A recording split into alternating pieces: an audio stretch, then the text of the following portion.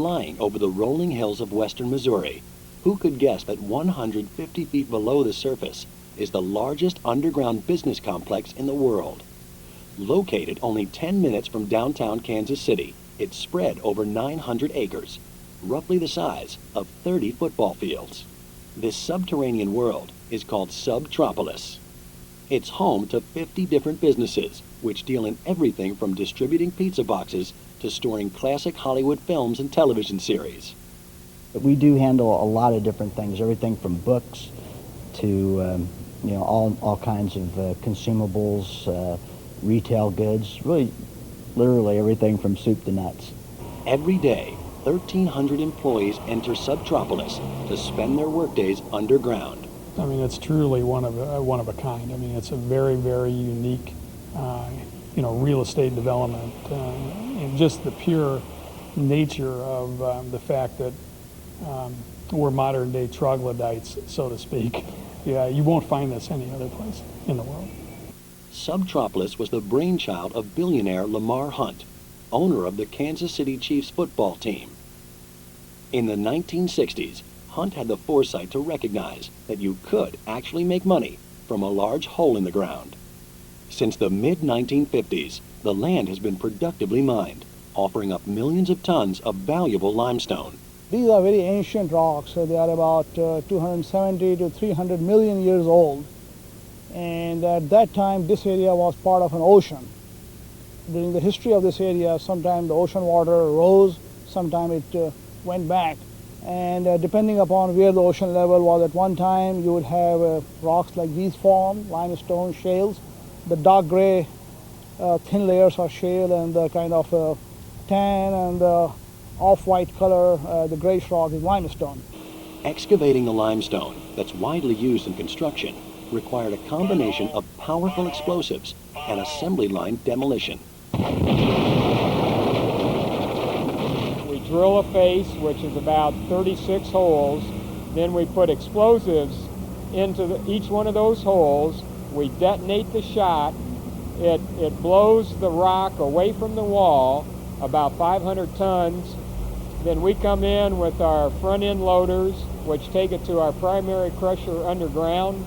It's crushed down to about a 6-inch size at that crusher, then it's conveyed for about a mile till it hits the outside to our secondary plant, where it's crushed down even further in size to make rock for asphalt and concrete.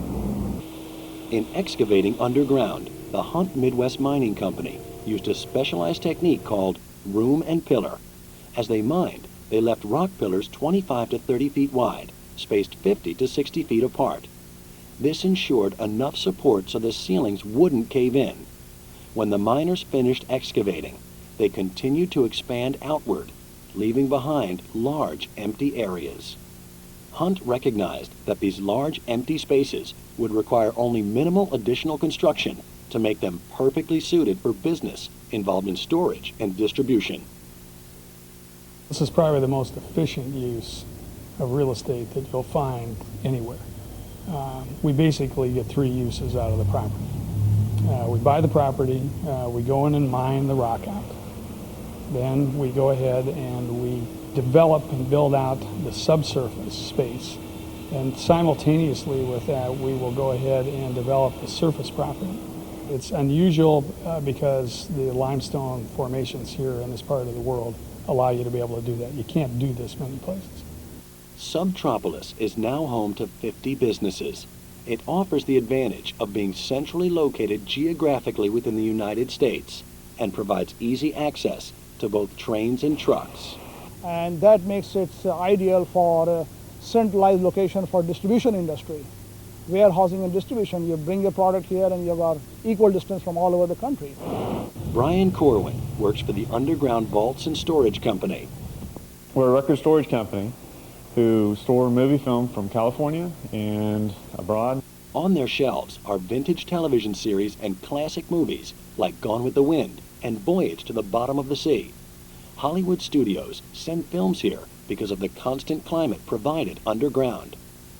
This particular one will hold anywhere from 20 to 25,000 cubic foot and so forth within this room, and it's insulated as you can see. They've been sending in anywhere from 1,000 to 1,500 movies per month. For stamp collectors, or philatelists, this is Fort Knox, the post office's national repository for collectible stamps. Stamps held here are worth about $500,000. All of the collector stamps in the United States are distributed out of Subtropolis, and that's also a one-of-a-kind situation. Other businesses also benefit from the stable weather conditions in the complex. The only electrical usage that we have is for lights and for air handling, for air cooling. The rock is such a terrific insulator that once you cool things down, you can turn the equipment off, and the temperature takes so long to change because of the insulating factors of the rock that just adds to the efficiency of how the equipment works, and consequently you get these terrific savings. One of the major bonuses for employees who work in Subtropolis is that they're able to work in short sleeves year-round. Temperatures remain in the mid-60s range all year long. We're very safe under here. If it's a snow blizzard outside, we don't know it, and there's advantages of not having to warm your car up and scrape it off in the wintertime. Couldn't be in a safer place.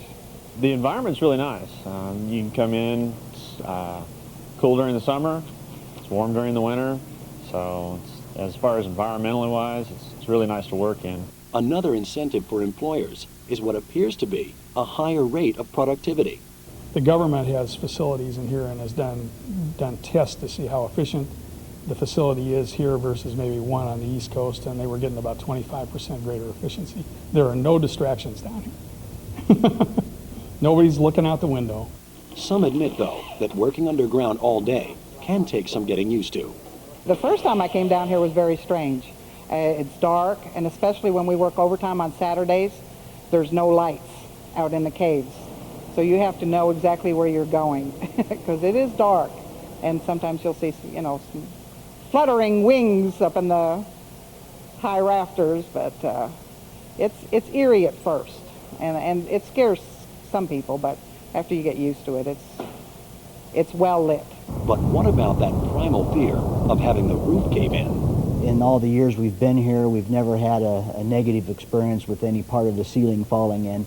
It's good and dry, and I guess you don't have to worry about burglars coming in through the roof. Unlike most office buildings, however, there are daily checks to see if the rock surface overhead has moved. We have one individual that spends nothing but all his daily time going around checking for any kind of rock movement. Mother Earth moves a little, especially on the scale that we operate in. So we're always seeing if we're getting anything that looks like unusual, movement in the rock strata. And so you have all those protections going on to make sure that nothing ever happens bad. Subtropolis seems to be a substantial success. Businesses continue to be attracted by low rents, running 50% less than comparable commercial rentals in the Kansas City area. And because of the stable climate, utilities run 75% less. The employees enjoy the temperate weather and year-round summer wardrobes. And then there's the bragging rights. Not everyone can say that they work in such an elaborate world, a world so big it can even host a 10-kilometer race, the Groundhog Run, every year. For John Wagner, working in Subtropolis reminds him of his favorite superheroes or mythic cave dwellers. I guess it's the kid coming out in me that, you feel like you're in a James Bond movie or in a Batman movie, and, you're going into the underground, and you have daylight disappearing in your rearview mirror as you drive in, and it's just, at some point you almost feel like a troglodyte, in a primal sense. This underground labyrinth continues to grow.